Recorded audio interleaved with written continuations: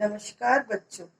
मुझे उम्मीद है कि आप सभी घर पर होंगे, सुरक्षित होंगे और एंजॉय कर रहे होंगे, साथ साथ में पढ़ाई भी कर रहे होंगे। आज हम हिंदी व्याकरण पढ़ेंगे। हिंदी व्याकरण जो है उसका नाम है रचना प्रसून और हम पढ़ेंगे कक्षा 4। अभी मैं आपके सामने एक पैराग्राफ पढ़ूंगी, ध्यान से सुनिएगा।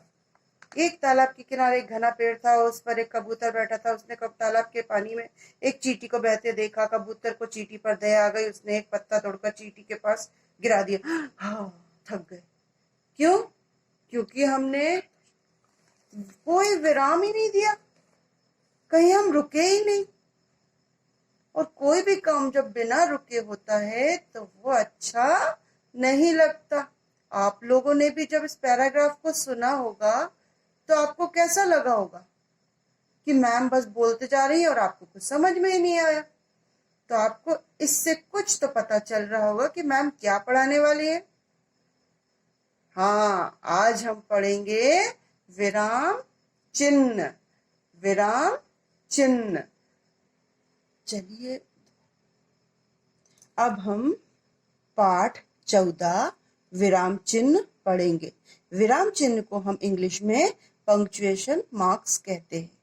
आप लोग जब एक दूसरे से बात करते हो तो कंटिन्यू नहीं बोलते हो, थोड़ा रुक रुक के बोलते हो, ताकि जो बात आप समझाने की कोशिश कर रहे हो वह सामने वाले को समझा सको। जब हम और मौखिक तरीके से बात करते हुए अपनी बात को समझाने की कोशिश करते हैं तो वो हम रुकते हैं बीच में।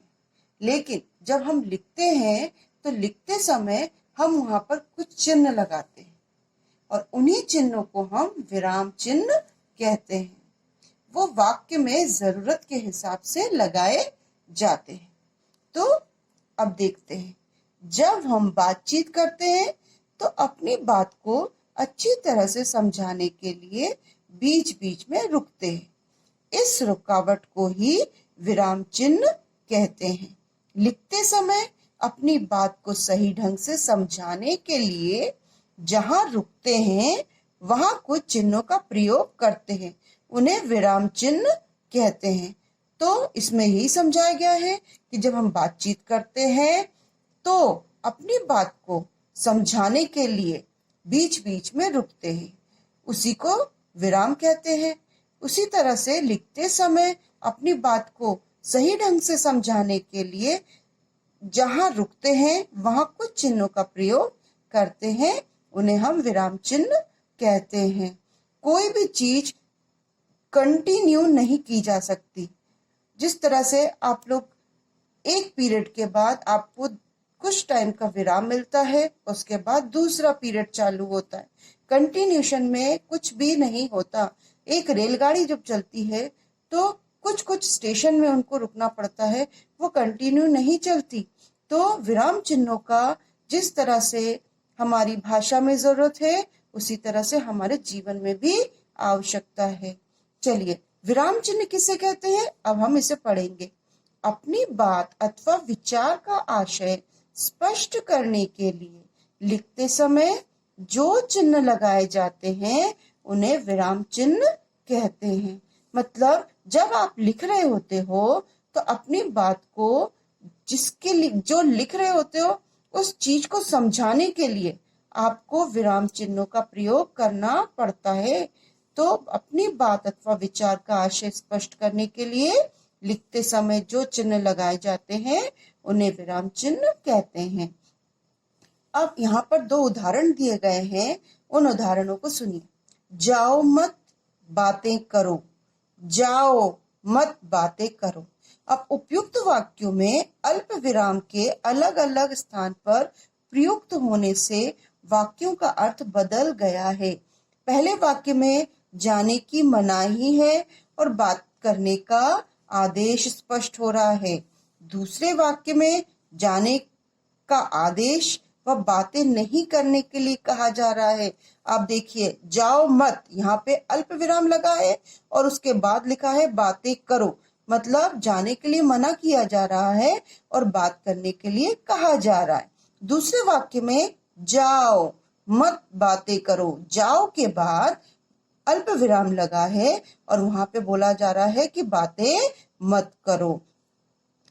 इस प्रकार आपने देखा कि विराम चिन्हों का स्थान बदलने से कही गई बात का अर्थ भी उल्टा हो जाता है। अब हिंदी भाषा के प्रमुख विराम चिन्ह इस प्रकार हैं। मैं आपको सिर्फ नाम बताऊंगी और उनके चिन्ह बताऊंगी। पूर्ण विराम, आप देख रहे होंगे सिर्फ एक लंबी सी डंडी है। दूसरा है अल्प विराम जिसमें एक कॉमा है। अर्ध विराम जिसमें एक डॉट और उसके नीचे कॉमा। योजक एक डैश है। प्रश्नवाचक चिन्ह प्रश्न चिन्ह है। विस्मय आदि बोधक चिन्ह एक डंडी और नीचे डॉट लगा हुआ है। उद्धरण चिन्ह मतलब इन्वर्टेड कॉमा। कोष्ठक मतलब कि ब्रैकेट।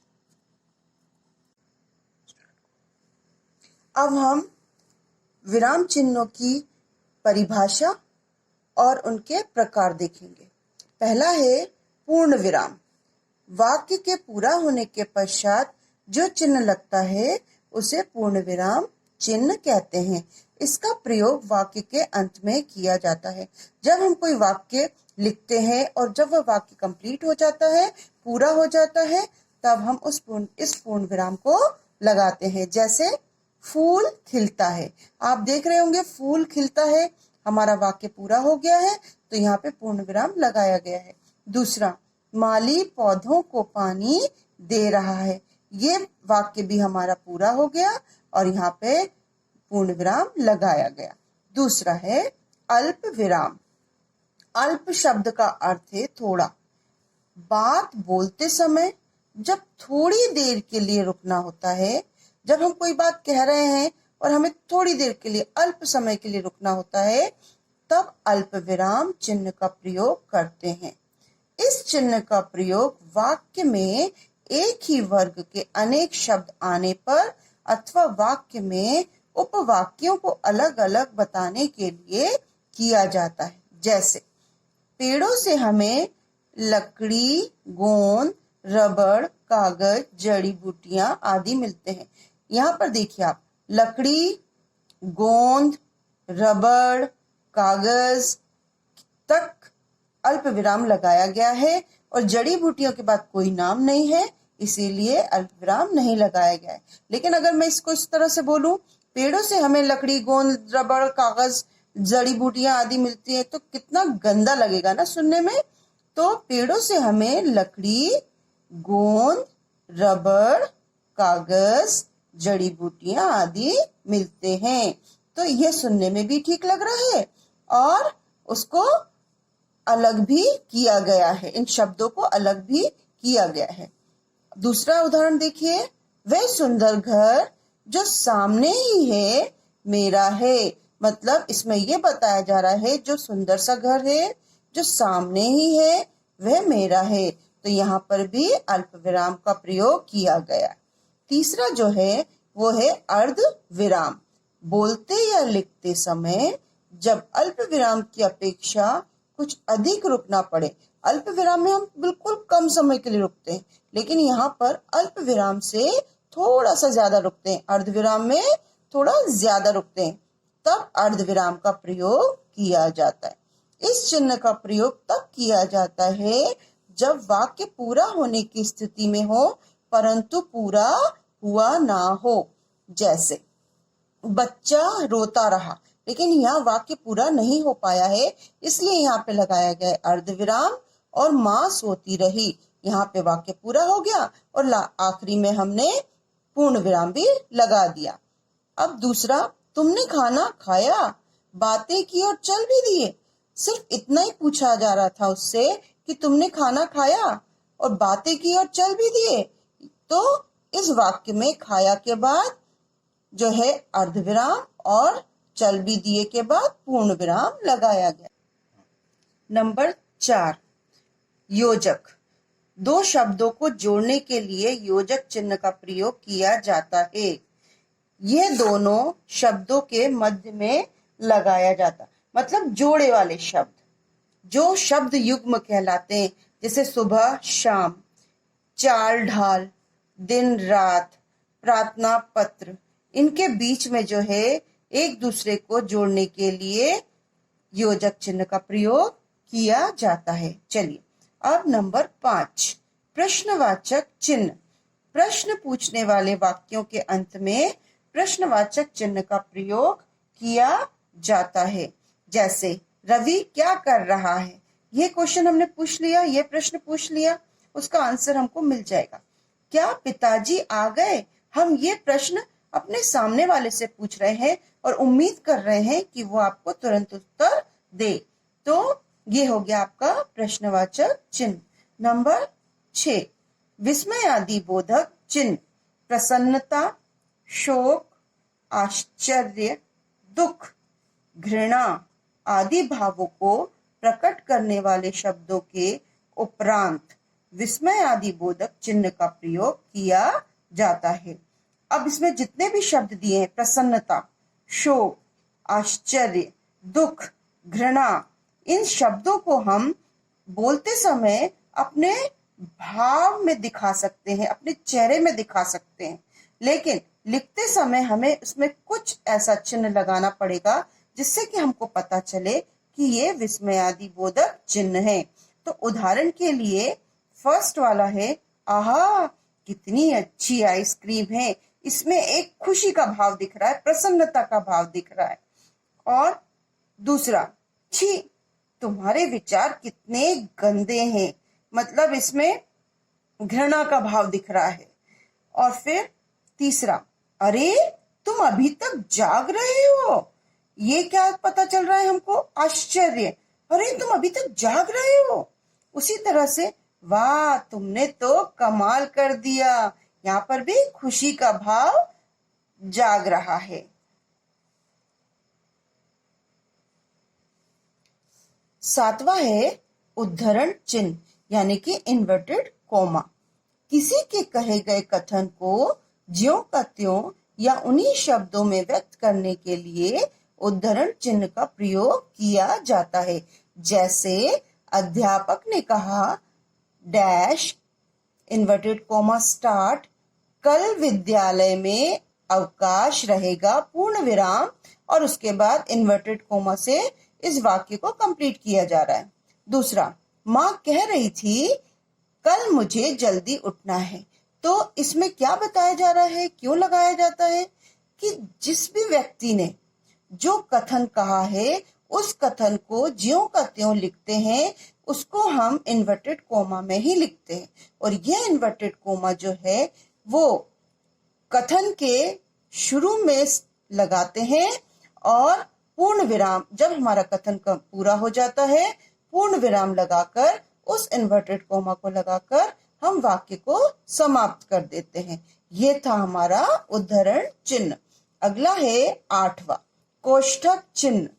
किसी बात को अथवा कठिन शब्द के अर्थ को स्पष्ट करने के लिए कोष्ठक चिन्ह का प्रयोग किया जाता है। जैसे मुझे बाल्यकाल में झूलना अच्छा लगता था। अब कई लोग हैं जिनको बाल्यकाल का मतलब नहीं मालूम, तो ब्रैकेट में हम उसको दे देंगे बचपन। मुझे बाल्यकाल यानी बाल्यकाल मतलब बचपन में झूलना अच्छा लगता था। रावण जोर से बोला मैं लंकापति हूँ, मतलब रावण कैसे बोला, जोर से कि मैं लंकापति हूँ। तो आज हमने व्याकरण में विराम चिन्ह पढ़ा, जो कि हमारे लिए बहुत जरूरी है। अगर हमने विराम चिन्हों को सही जगह पर नहीं लगाया तो पूरे वाक्य का अर्थ बदल जाता है। तो हमने जितना भी पढ़ा उसको, उसमें जो याद रखने वाले बिंदु हैं उसको हम एक बार और पढ़ेंगे। जैसे बोलने अथवा लिखने में अपनी बात का आशय स्पष्ट करने के लिए रुकना पड़ता है, इस रुकावट को विराम कहते हैं। लिखते समय इस विराम को व्यक्त करने के लिए जिन चिन्हों का प्रयोग किया जाता है उन्हें विराम चिन्ह कहते हैं, और विराम चिन्हों का प्रयोग सावधानी पूर्वक करना चाहिए।